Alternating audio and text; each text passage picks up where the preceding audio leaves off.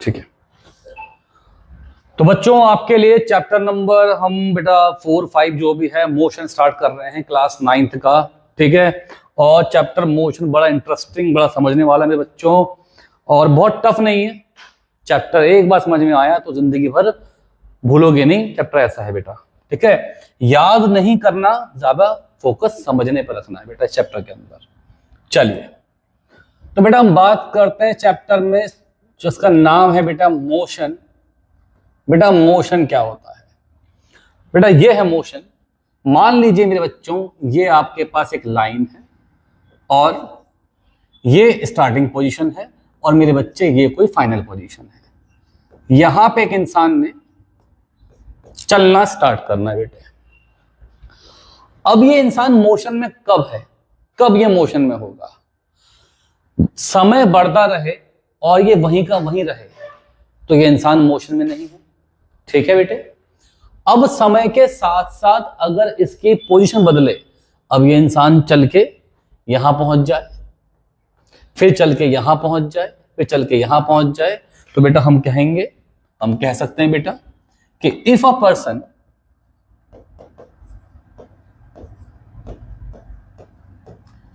changes its position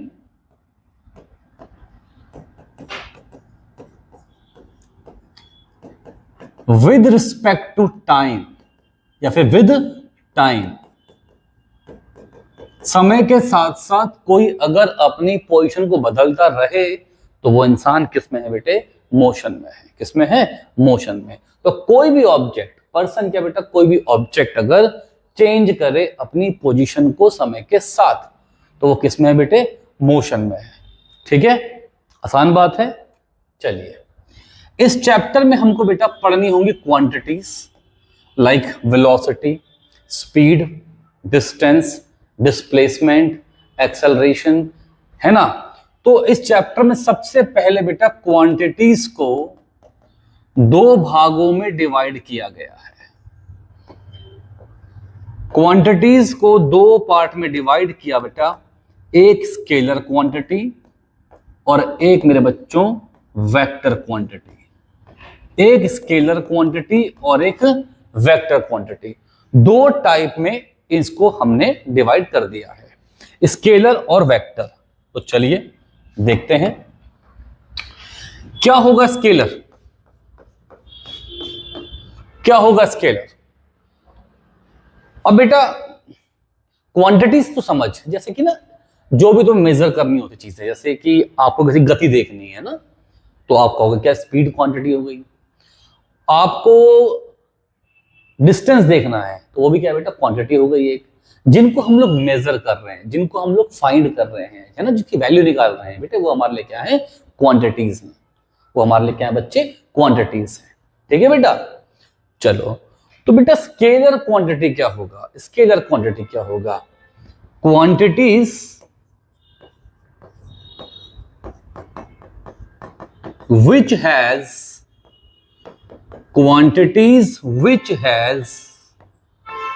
only magnitude। बेटा जिन quantities के पास सिर्फ और सिर्फ क्या हो? मैग्नीट्यूड हो, बेटा उसे हम क्या बोलते हैं? Scalar quantity. क्या बोलते हैं बेटे? स्केलर क्वांटिटी कहते हैं। ठीक है, अगर मैं कहूं जैसे कि लिखते हैं, पहले वेक्टर लिखते हैं, quantities which has both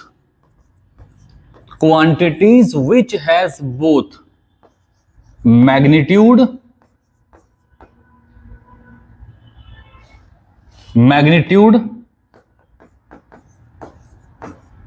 as well as direction, Jin quantities में दोनों हो बेटा, मैग्नीट्यूड भी हो और डायरेक्शन भी हो, उन्हें हम क्या बोलते हैं बेटे? Vector quantity. और जिनके पास सिर्फ और सिर्फ है बेटा मैग्नीट्यूड, उन्हें हम बोलते हैं स्केलर क्वांटिटी। सर इसका मतलब क्या बना? इसका मतलब क्या बना? ठीक है, मैंने बेटे इस इंसान को बोला कि भाई तू ना 5 किलोमीटर चल, 5 किलोमीटर चल। बस इतना बोला है इसे। ये कहीं को भी जाए, ये आगे जाए 5 किलोमीटर, ये पीछे जाए 5 किलोमीटर, ये ऊपर जाए 5 किलोमीटर, ये नीचे को आए 5 किलोमीटर, यहां बेटे हमने इसको बिल्कुल भी डायरेक्शन नहीं दी, हमने इसको सिर्फ वैल्यू दी, मैग्नीट्यूड दिया, सिर्फ वैल्यू दी और मैग्नीट्यूड दिया, है ना बेटा। तो इसलिए यहां हमने डायरेक्शन की बात ही नहीं करी। जहां डायरेक्शन की बात नहीं होगी मेरे बच्चों, वहां हम क्या बोल देंगे, क्या है ये, स्केलर क्वांटिटी है। क्या है, स्केलर क्वांटिटी। समझ रहे हैं मेरी बात। जहां डायरेक्शन की मैंने बात ही नहीं करी वो क्या है मेरे लिए, स्केलर क्वांटिटी है। पर जहां मैंने डायरेक्शन की बात करी वो मेरे लिए होगा वेक्टर क्वांटिटी। एग्जांपल लेते हैं कि मैंने इस इंसान को कहा कि भैया पहले जा 5 किलोमीटर नॉर्थ, फिर जा 2 किलोमीटर साउथ, फिर जा 3 किलोमीटर यहां। तो बेटे इसको हम बोलेंगे वेक्टर क्वांटिटी। इसका मतलब मैंने वैल्यू के साथ साथ डायरेक्शन भी दे दी, मैंने वैल्यू के साथ साथ डायरेक्शन भी दे दी, और जहां वैल्यू के साथ साथ डायरेक्शन भी आएगी वो बेटा क्या कहलाएगा, वेक्टर क्वांटिटी कहलाएगी। ठीक है बेटे, है ना। तो अब इस चैप्टर में हमको जो अलग अलग क्वांटिटीज पढ़नी है वो इन्हीं के नाम की पढ़नी है। तो देखो बेटा, पहली बात है आपको जो पढ़ना है इस चैप्टर के अंदर बेटा, एक डिस्टेंस है बेटा, वो भी स्केलर है मेरे बच्चों। स्पीड है वो भी स्केलर है बेटा। आप आगे पढ़ेंगे वर्क मेरे बच्चों, वो भी क्या होगा, स्केलर होगा। चलिए यहां देखिए, मैं कहता हूं जैसे कि वेलोसिटी है, ये वेक्टर क्वांटिटी है, और उसके बाद मैं कहूं आपसे डिस्प्लेसमेंट बेटा, ये भी वेक्टर क्वांटिटी है। मैं आपसे कहूं फोर्स बेटा, ये भी वेक्टर क्वांटिटी है। मैं आपसे कहूं एक्सेलरेशन बेटा, ये भी वेक्टर क्वांटिटी है। जनरली मेरे बच्चों में वही लिख रहा हूं क्वांटिटीज जो आपको 9th में पढ़नी होंगी। ज्यादा कोई चमकाने वाली बात नहीं बेटा, ज्यादा ऊपर की बात नहीं बेटा, जो हमको पढ़ना है वो बात हमको देखनी है। ठीक है बेटे, समझ गए। मोशन क्या है बेटा, साथ याद करिए मेरे, मोशन क्या है भैया, कोई अगर अपनी पोजीशन को समय के साथ बदलेगा तो वो किस में है, मोशन में है। ठीक है, किस में है, मोशन में है। उसके बाद इस चैप्टर में जो वैल्यू जो आप पढ़ेंगे क्वांटिटीज, वो 2 टाइप की होंगी, या तो डायरेक्शन के साथ या डायरेक्शन के बिना। जिनमें डायरेक्शन नहीं है वो स्केलर है, जिनमें डायरेक्शन है वो वेक्टर है। ठीक है, और एग्जांपल्स अब हमको लाइन बाय लाइन इन सब के बारे में पढ़ना है। ठीक है, चलिए बेटा, सबसे पहले मैं बात करूंगा बेटा हमारे सबसे पहले टॉपिक की, जिसको हम बोलेंगे डिस्टेंस। इसके बारे में मैं बारीक से बारीक बातें जो आपको 9th में पता होनी चाहिए सब बता दूंगा। आपको अच्छे से समझना है, लॉजिकली सुनना है सब बातों को। ठीक है, चलिए डिस्टेंस, पहले डेफिनेशन क्या है सर इसकी। इसकी डेफिनेशन है बेटा actual path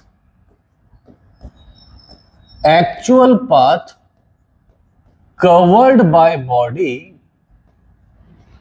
actual path covered by body between 2 points, 2 points के बीच में जो मेरे बच्चों एक्चुअल पाथ कवर करा होगा उसको ही मैं क्या कहूंगा, डिस्टेंस कहूंगा, है ना बेटे।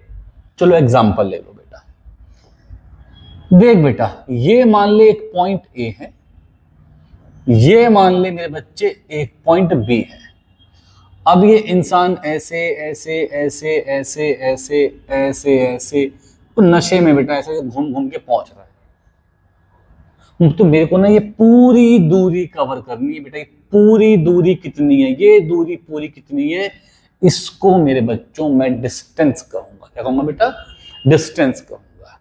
ऐसे नहीं कि आप सर यहां से यहां फाइंड कर लो, नहीं भाई, जो उसने रास्ता एक्चुअल में कवर किया था, जो उसने रास्ता बेटा एक्चुअल में कवर किया था वही डिस्टेंस है। वही क्या है बेटा, डिस्टेंस है। जो उसने रास्ता एक्चुअल में कवर किया बेटा वो डिस्टेंस है। ठीक है बेटा, समझ पा रहे होंगे। एग्जाम्पल और लेता हूं मेरे बच्चों, आप अच्छे समझ पाओगे। मान लो एक इंसान ए से बी आया 4 मीटर, मान लो वो बी से सी गया, यहां पे ए पॉइंट था, यहां बी पॉइंट था, यहां पे सी पॉइंट था, ए से बी गया, बी से सी गया, ये गया 3 मीटर।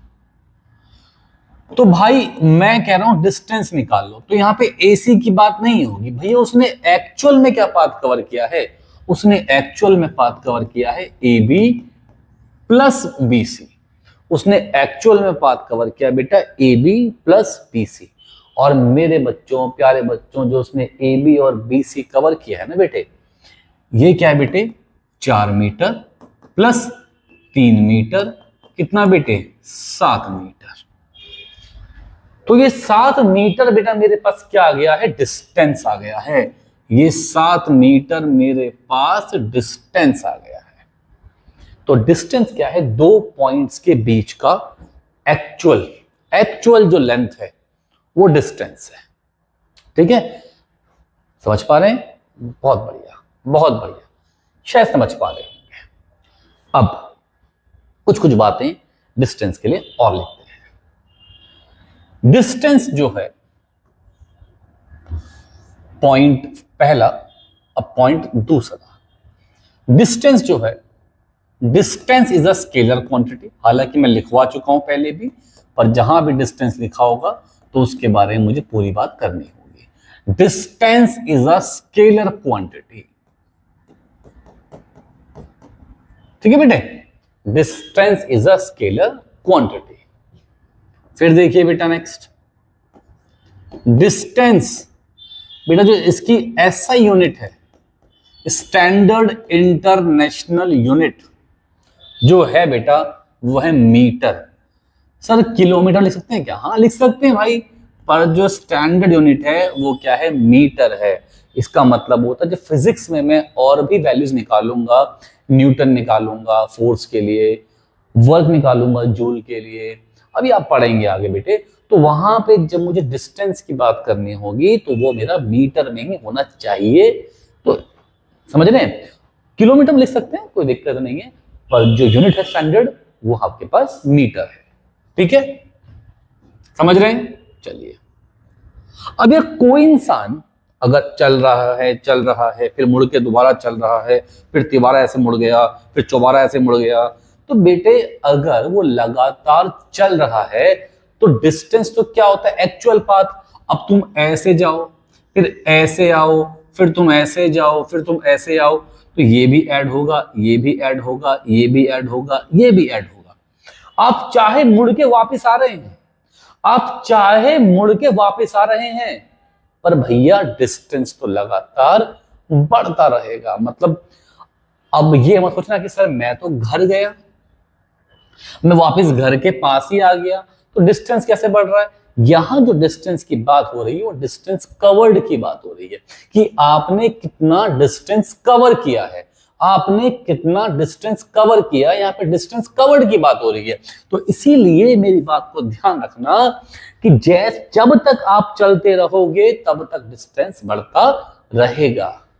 तो हम बोलेंगे, क्योंकि यहाँ पे जो डिस्टेंस है वो हम डिस्टेंस कवर्ड की बात कर रहे हैं, कि कितना डिस्टेंस उसने कवर कर लिया। तो distance covered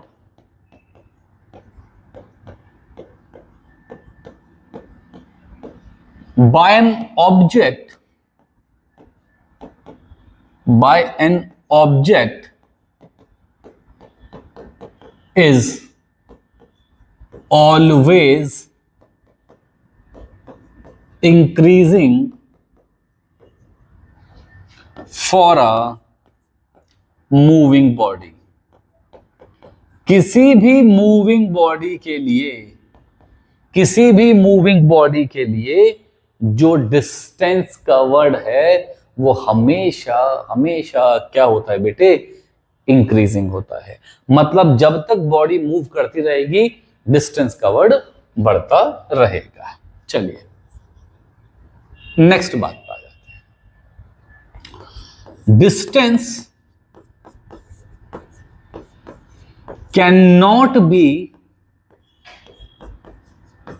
distance can not be negative और 0 फॉर अ मूविंग बॉडी। अगर कोई बॉडी मूव कर रही है भैया, तो जो डिस्टेंस है वो कभी भी नेगेटिव और 0 नहीं हो सकता, वो हमेशा ही पॉजिटिव होगा, ऑलवेज पॉजिटिव। डिस्टेंस जो कवर्ड है मेरे बच्चों, वो ऑलवेज क्या होगा, पॉजिटिव होगा। ठीक है बेटा, बहुत लॉजिकल, बहुत इंपॉर्टेंट बात कर रहा हूं मैं। अगली बेटा 2 पॉइंट है, ये पॉइंट ए है, ये पॉइंट बी है। देखो ऐसे ऐसे ऐसे ऐसे ऐसे मूव करा, चाहे तो बेटा फिर ऐसे ऐसे ऐसे ऐसे ऐसे ऐसे मूव कर ले, चाहे तो बेटा ऐसे ऐसे ऐसे ऐसे ऐसे मूव कर ले, चाहे तो बेटा ऐसे ऐसे ऐसे ऐसे मूव कर ले। इसका मतलब मेरे बच्चों, जो डिस्टेंस कवर्ड किन्हीं भी 2 पॉइंट के बीच में होगा, वो कितना भी हो सकता है। वो डिपेंड करता है कि वो आदमी किस रास्ते से जा रहा है। अगर तुम्हें यहां से लेकर घर तक पहुंचना है मान ले, और तुम्हें बेटा मस्ती आ रखी है कि पहले दोस्त के घर जाओगे, फिर साथ में खेलोगे, फिर पार्क में खेलोगे, फिर घर जाओगे, तो डिस्टेंस कवर्ड बढ़ गया। आप डायरेक्ट घर जाओगे तो डिस्टेंस कवर्ड घट गया। तो वो तो आपकी इच्छा पे, आपकी क्षमता पे, आपके स्टैमिना पे डिपेंड करता है कि बेटा कितना आपको डिस्टेंस कवर करना है, कैसे कैसे आपको जाना है ना बेटे। तो ए से लेके बी पॉइंट के बीच में बेटा, 2 पॉइंट के बीच में बच्चों डिस्टेंस कवर्ड के इनफाइनाइट वैल्यूज हो सकती हैं, बहुत सारी वैल्यू हो सकती है। वो डिपेंड करता है कि आपको कितनी जल्दी और कब अपने घर पे पहुंचना है। तो हम बोलेंगे बेटे distance covered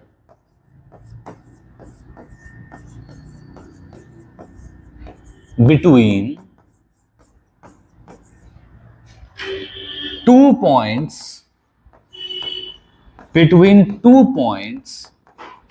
distance covered between 2 points may have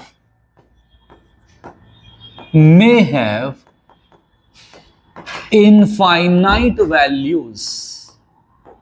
2 points के बीच में जो डिस्टेंस कवर्ड होगा बेटे, उसकी इनफाइनाइट वैल्यूज हो सकती हैं।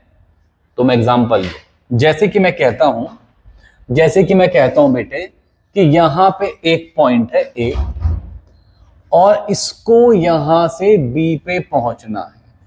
तो एक रास्ता तो ये हो गया, इसको बेटा यहां से बी पे पहुंचना है, एक रास्ता ये हो गया, इसको यहां से बी पे पहुंचना है, एक रास्ता ये हो गया। तो बेटा ऐसे कई रास्ते पॉसिबल हैं। तो अगर कई रास्ते पॉसिबल हैं तो बेटा कई डिस्टेंस भी पॉसिबल है। ठीक है,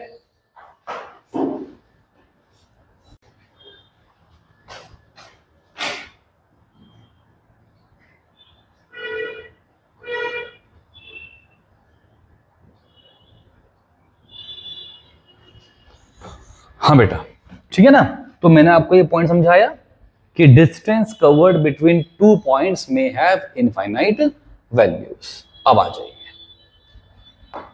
अब आइए बेटा नेक्स्ट पॉइंट पे। तो इसको जरा मिटा दें बेटा, समझ चुके ना कि किस रास्ते से आप जाएंगे उस पर डिपेंड करता है कितनी वैल्यू हो सकती है। अब आइए डिस्प्लेसमेंट में,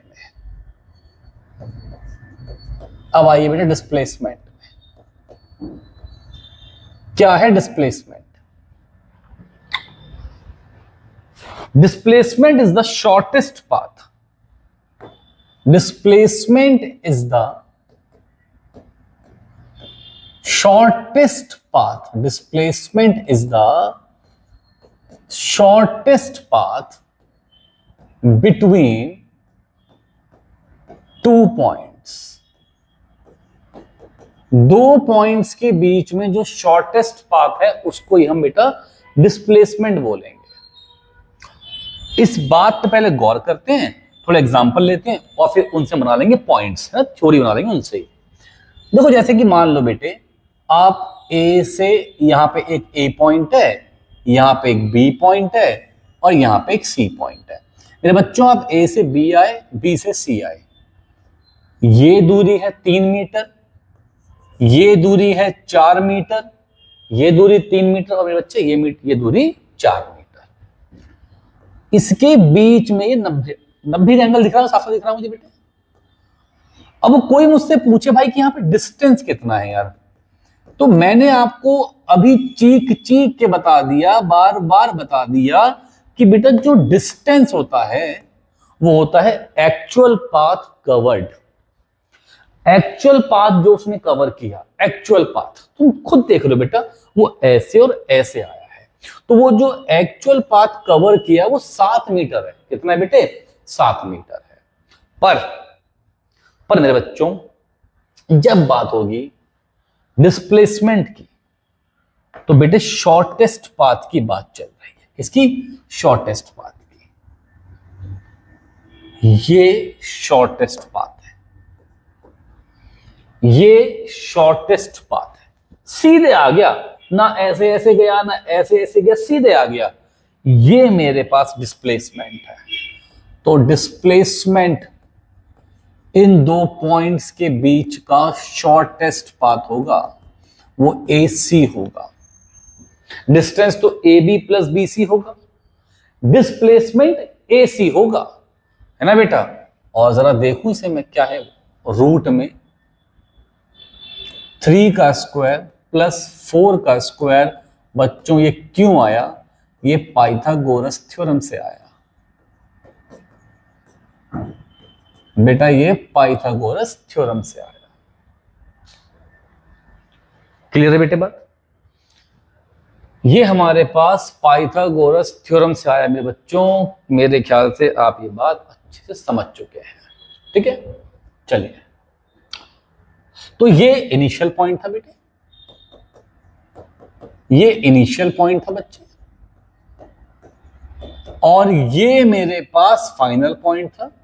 तो इनिशियल पॉइंट और फाइनल पॉइंट के बीच में जो शॉर्टेस्ट पाथ है वही मेरे पास क्या है? डिस्प्लेसमेंट है। एग्जाम्पल बेटा और लूंगा तो आपको और बेहतर समझ में आएंगे और अच्छे समझ में आएंगे। एग्जाम्पल 2, केस 2 लेता हूं।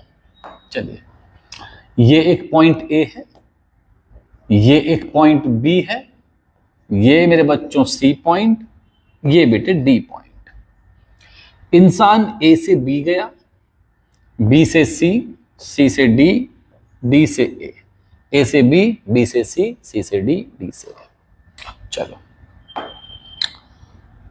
अब बनाएंगे सवाल बेटे। अगर मैं कहूं कि वो A से B गया, कहां से कहां? A से B, तो बेटा इफ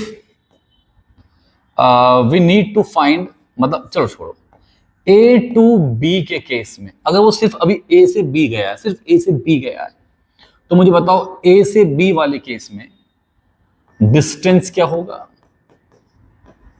सोचेंगे। और डिस्प्लेसमेंट क्या होगा? सब बच्चे दिमाग चलाएंगे। बिल्कुल टॉपिक का करना है हमने पोस्टमार्टम, टॉपिक का करना है पोस्टमार्टम। 9th बेटा जितनी आपकी स्ट्रांग रहेगी, जितना लॉजिकल एनालिटिकल दिमाग बन जाएगा, उतना आप कम सफर करेंगे अपनी 11th और 12th में। जो मेरा मकसद है आपको 11th 12th में भी कोई दिक्कत ना आए, आपके फंडे बहुत अच्छे से क्लियर हो, इस तरह से 9th को पढ़ेंगे। इसका मतलब ये नहीं कि 9th में ऐसा पढ़ेंगे जो स्कूल में पूछेगा नहीं, या ऊपर का पढ़ लेंगे, बिल्कुल नहीं। चीजें वही पढ़ेंगे, उनको अच्छे से समझते हुए, उनका प्रॉपर पोस्टमार्टम करते हुए। ठीक है बेटे, चले A टू B का डिस्टेंस अगर बात करता हूं, A टू B बेटा, A से B देखो, मैं जैसे यहां से यहां चला यार, मैं ना कहीं मुड़ा ना कहीं वापस गया। अगर मैं A से B गया तो मेरे बेटे A से B, ये रही इसकी इनिशियल पोजीशन, ये रही इसकी फाइनल पोजीशन। ऑब्वियस सी बात है, शॉर्टेस्ट पाथ यही तो आएगा, शॉर्टेस्ट पाथ यही तो आएगा। तो इसका मतलब भैया इसको आप मान लो 4 मीटर, क्या मान लो? 4 मीटर। इस सब लेंथ 4 मीटर, एक स्क्वायर है, लेंथ 4 मीटर है। तो A से B ट्रेवल करने में मेरे बच्चों डिस्टेंस भी 4 मीटर आएगा, और डिस्प्लेसमेंट भी क्या आएगी बेटे? 4 मीटर आएगी। A से B ट्रेवल करने में डिस्टेंस भी 4 मीटर आएगा और डिस्प्लेसमेंट भी 4 मीटर आएगी। कोई समस्या नहीं होनी चाहिए। इस कोर्स में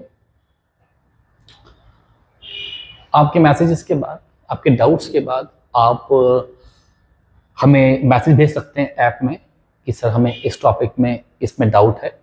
तो हम हर वीक में 1 या 2 सेशन डाउट्स का रखा करेंगे, जहां पे आपको जो भी सुनने में समस्या आई होगी, जो आपको ये पूरा डाउट आएगा, ये डाउट आपके लिए जाएंगे।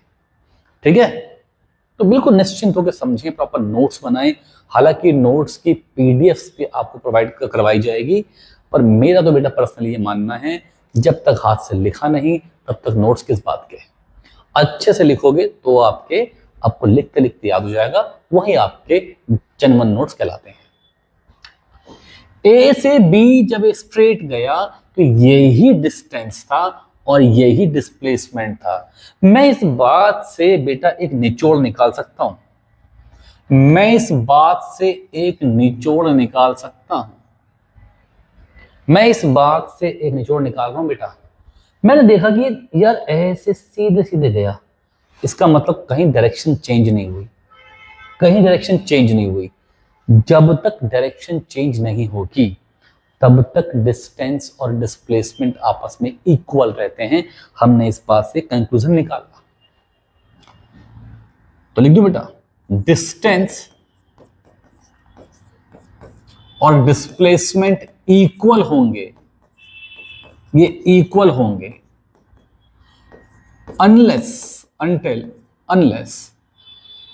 ऑब्जेक्ट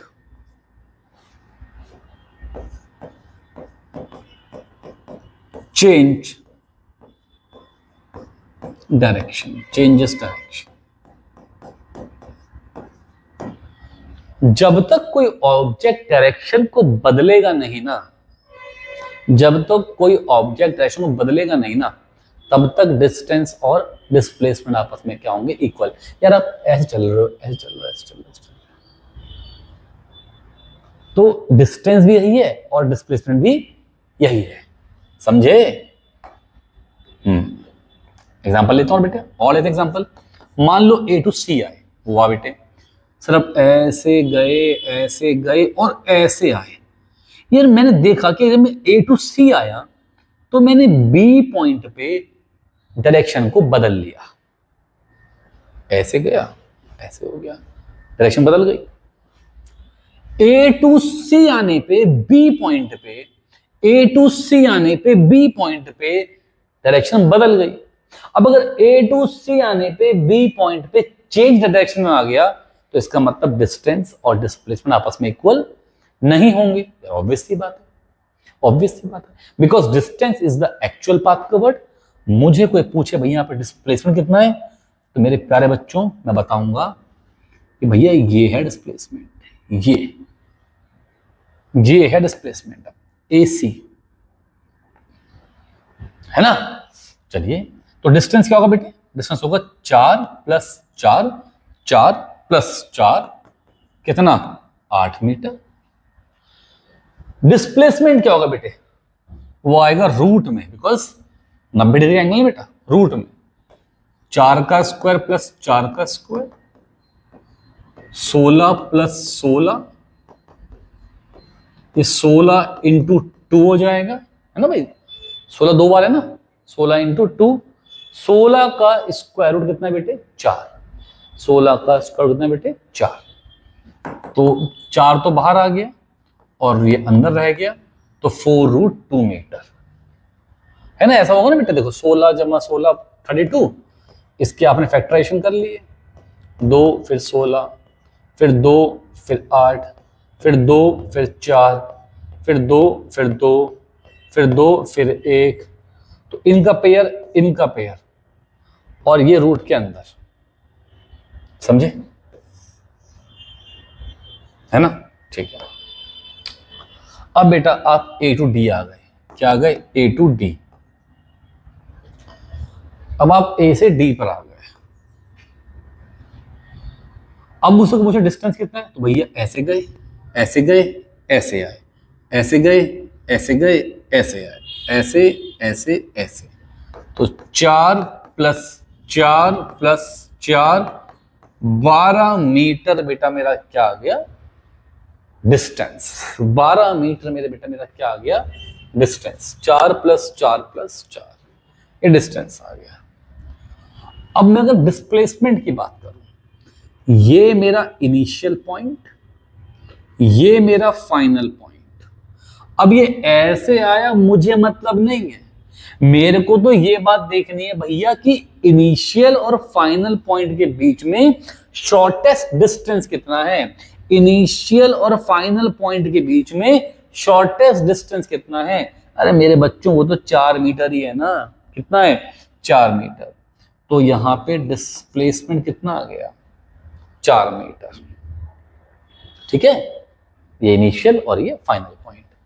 अब बेटा अगर A टू A आया, मतलब वो ऐसे घूम के वापस दोबारा कहां पर आ गया? A पे आ गया। तो भैया 4 मीटर + 4 मीटर + 4 मीटर + 4 मीटर कितना हो गया? 16 मीटर। कितना हो गया? 16 मीटर। ठीक है, बहुत बढ़िया। अब कहानी है डिस्प्लेसमेंट की। अब कहानी है डिस्प्लेसमेंट की। अब कहानी है डिस्प्लेसमेंट की। डिस्प्लेसमेंट क्या होगा यार? डिस्प्लेसमेंट जो है ना बेटे, जो डिस्प्लेसमेंट है ना, जो इनिशियल पॉइंट था वही फाइनल पॉइंट है। जो अब घूम के वहीं पर आ गया, तो जो इनिशियल पॉइंट था वही क्या है? Final point. तो अगर इनिशियल पॉइंट और फाइनल पॉइंट सेम हो जाए, अगर इनिशियल पॉइंट और फाइनल पॉइंट सेम हो जाए, तो यार तुम क्या बोलोगे यार? क्या बोलोगे कि इनिशियल और फाइनल के बीच में कोई डिस्टेंस ही नहीं बचा, है ना बेटे? तो इसीलिए अगर इनिशियल और फाइनल पॉइंट सेम हो जाए तो हम बोलेंगे कि हमारा जो डिस्प्लेसमेंट है वह है 0 मीटर। कितना है बेटे? 0 मीटर। ठीक है, अब एक केस और लीजिए। मैंने कहा यार ये इनिशियल पोजीशन है, एक ऑब्जेक्ट पहले 5 मीटर आगे गया, फिर वो ऑब्जेक्ट 5 मीटर पीछे आया, और फिर वो 3 मीटर और पीछे चला गया। अब जैसा कि डिस्प्लेसमेंट की मैं बात करूं, जब मैं यहां पे पहले डिस्टेंस की बात करूं, तो जो डिस्टेंस है ना मेरे बच्चों, जो डिस्टेंस है ना बच्चों, वो तो एक्चुअल पाथ कवर्ड है, वहां टेंशन नहीं लेनी। मतलब 5 + 5 + 3, तो कितना हो बेटे? 13 मीटर का मैंने डिस्टेंस कवर करा। जब मैं बात करूं बेटे डिस्प्लेसमेंट की, जब मैं बात करूं किसकी बेटे? डिस्प्लेसमेंट की, तो ये डिस्प्लेसमेंट क्या है यार? ये डिस्प्लेसमेंट क्या है? ये डिस्प्लेसमेंट जो है बेटा, ये एक वेक्टर क्वांटिटी है। अगर आप आगे को आ रहे हैं तो पॉजिटिव में है, पीछे पहुंचेंगे तो नेगेटिव में है। जैसे कि यहां देखते हैं बेटे, देखेंगे आगे आए तो 5, फिर पीछे गए -5, फिर दोबारा पीछे गए तो -3, तो ये कैंसिल हुआ। कितना आ गया बेटा? -3 मीटर। तो यार डिस्प्लेसमेंट ना नेगेटिव भी आ सकता है। क्या सकता है बेटा? नेगेटिव भी आ सकता है। अगर आप जिस पॉइंट से, ये आपका रेफरेंस पॉइंट है, मान लो मैं यहां खड़ा हूं, ये रेफरेंस पॉइंट है, मैं इस पॉइंट पे खड़ा हूं, अगर मैं इससे आगे जाऊं तो वो डिस्टेंस पॉजिटिव, डिस्प्लेसमेंट तब पॉजिटिव है। अगर मैं पीछे हो जाऊं उस पॉइंट से तो क्या हो गया? नेगेटिव हो गया, बिकॉज वेक्टर क्वांटिटी है। यहां पे प्लस और माइनस ये बात शो कर रहे हैं कि डायरेक्शन कहां को है। प्लस का मतलब है कि आगे को है, माइनस का मतलब है कि पीछे को है। ठीक है, समझे? हाँ, तो डिस्प्लेसमेंट शॉर्टेस्ट पाथ है। अब बनाएंगे पॉइंट इसके बेटा। अगला point, displacement is a vector quantity. Displacement एक वेक्टर क्वांटिटी है। अगली बात, displacement can be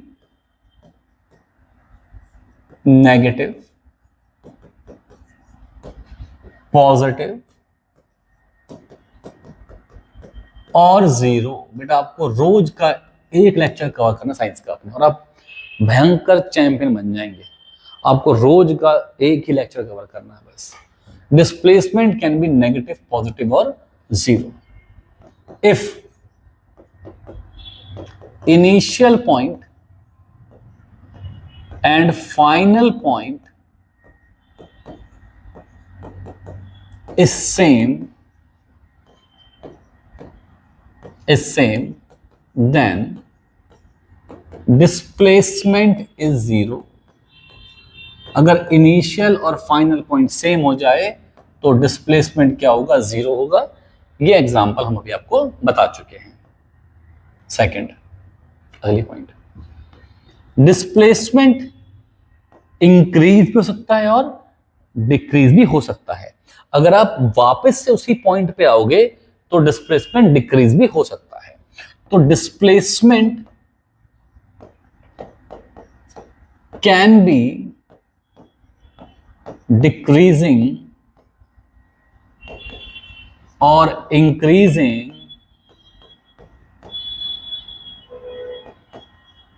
for a moving body, है ना। यहां इसमें जैसे डिस्टेंस था भैया, वो तो हमेशा ही क्या होगा? इंक्रीजिंग होगा। डिस्प्लेसमेंट दोनों हो सकता है, इंक्रीजिंग भी और डिक्रीजिंग भी। जो डिस्प्लेसमेंट का मैग्नीट्यूड है, मतलब जो वैल्यू है किसकी? डिस्प्लेसमेंट की, या तो वो बराबर आएगी या वो लेस देन होगी।